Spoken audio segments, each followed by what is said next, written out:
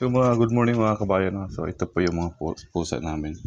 Yung isa dumididi pa kahit malaki na siya. Yung isa kumakain na siya, yung inahan nila. So yan po sila. So yan po yung ina. Yung kumakain niyo po yung ina. Sobrang sweet niya.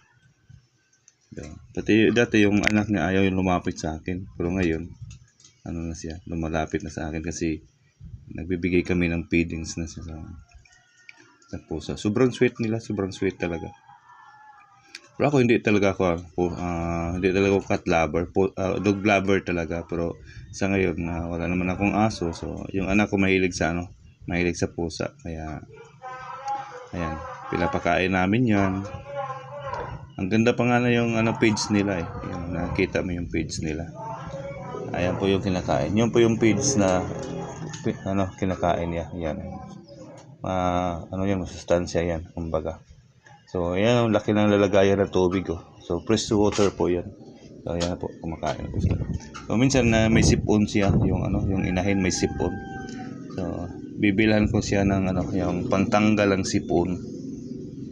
Siguro sa climate siguro yan. Ayan, nagagalit minsan kasi yung ina kasi makulit yung anak eh. Yan po yung anak. Lalaki yung anak niya.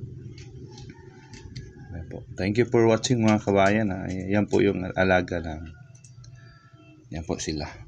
Yan. Sobrang sweet yung yung inaha talaga yan Lumititi na naman siya. Inuungad-ungad na naman yan.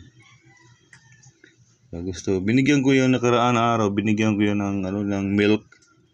Pero konti lang naman yung iniinom niya, yung Bear Brand. Nagtimpla po ako ng Bear Brand niya yung isang araw. Kahapon sa umaga. Binigyan ko siya ng milk. Konti lang ininom din niya, naubos.